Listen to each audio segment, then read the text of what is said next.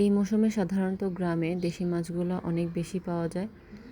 আর আমি আজকে দেশি কই মাছ দিয়ে রান্না করব তেল কই, সরিষা বাটা, নারকেল বাটা, সাথে লাল মরিচ বাটা দিয়ে।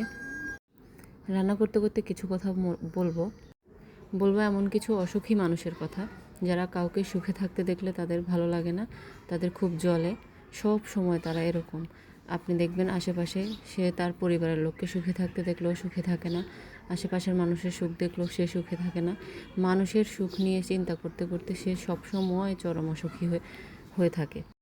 এই ধরনের হিংসুটে অসুখী মানুষগুলোর জন্য আশেপাশের মানুষগুলোও সুখে থাকতে পারে না, তারাও ঝামেলায় পড়ে যায়, তারাও যন্ত্রণা ভোগ করতে হয়।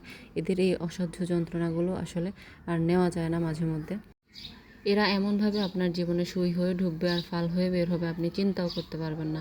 আত্মীয়র ভেষ ধরে, কখনো কখনো প্রতিবেশীর ভেষ ধরে, কখনো বন্ধুবান্ধব সেজে যে কোনো একটা রূপে তারা ধরা দিয়ে এমনভাবে আপনাকে ক্ষতি করে দিয়ে চলে যাবে, আপনি বুঝতেই পারবেন না।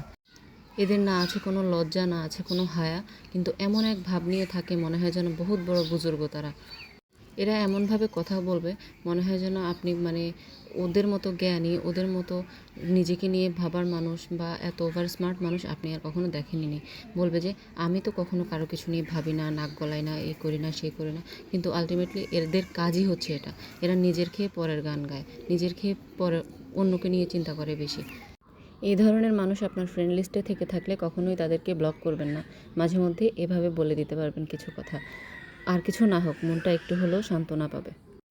একটা কথা কি জানেন, মানুষ চেনা খুবই কঠিন, কারণ মানুষগুলো আর অমানুষগুলো দেখতে একই রকম। এই জন্য মানুষের সাথে মেশার আগে একটু সাবধানে মিশবেন।